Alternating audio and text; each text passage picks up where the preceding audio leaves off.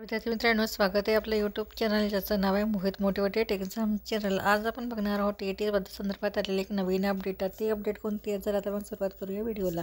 Update अशी आहे, T सह सेटचाही पेपर फोडला, गायकवाड टोळीकडून कबुली।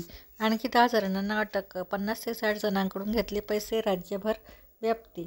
कोल्हापूर टीईटीच्या पेपरफुटी प्रकरणी अटक केलेल्या महेश गायकवाड टोळीने टी सह सेट राज्य प्राध्यापक परीक्षेतही पेपर फोडल्याची कबुली दिली। त्यापैकी प्रत्येकी 3 लाख रुपये घेऊन त्यांनी सेटच्या 25 व टीईटीच्या 25 ते 30 परीक्षार्थ्यांना पेपर दिल्याची चौकशीतून समोर आली आहे।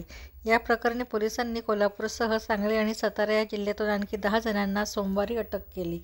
महाराष्ट्र राज्य परीक्षा परिषदेमार्फत घेतल्या जाणाऱ्या टीईटीची प्रश्नपत्रिका फोडण्याच्या तयारीत असलेल्या टोळीचा मुख्य सूत्रधार महेश भगवान गायकवाड, राहणारा बेलवाडी, तालुका कराड, जिल्हा सातारा याच्या चौकशीतून धक्कादायक माहिती समोर आली।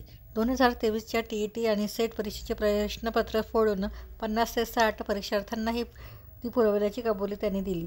प्रति विद्यार्थी 3 लाख रुपये घेतल्याचेही त्यांनी सांगितले। एजंट परीक्षार्थ्यांचीही नावे समोर आली आहेत। त्यावरून पोलिसांनी सोमवारी 10 जणांना अटक केली। लाभार्थी बनले शिक्षक। फोडलेले पेपर घेऊन टीईटी आणि सेट परीक्षा दिलेले बहुतांश परीक्षार्थी परीक्षांमध्ये पास झाले आहेत। विशेष म्हणजे त्यातील काही शिक्षक, प्राध्यापक अनेक जिल्ह्यात सध्या सेवेत आहेत। याची यादी पोलिसांना मिळाली असून त्यांनाही आरोपी केले जाईल। उपअधीक्षक क्षीरसागर यांच्याकडून तपास। गुन्ह्याची व्याप्ती लक्षात घेऊन पोलीस अधीक्षक योगेश कुमार यांनी या प्रकरणाचा तपास करवीरचे पोलीस व उपअधीक्षक सुजित क्षीरसागर यांच्याकडे सोपविला आहे।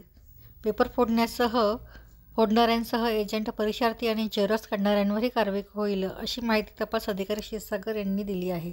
तर ही होती टीईटीच्या संदर्भात आलेली एक मोठी अपडेट। अशाच नवीन अपडेट बघण्यासाठी व्हिडिओला लाईक करा, कॉमेंट्स करा, जास्तीत जास्त व्हिडिओ शेअर करा आणि चॅनलला सबस्क्राईब करायला विसरू नका।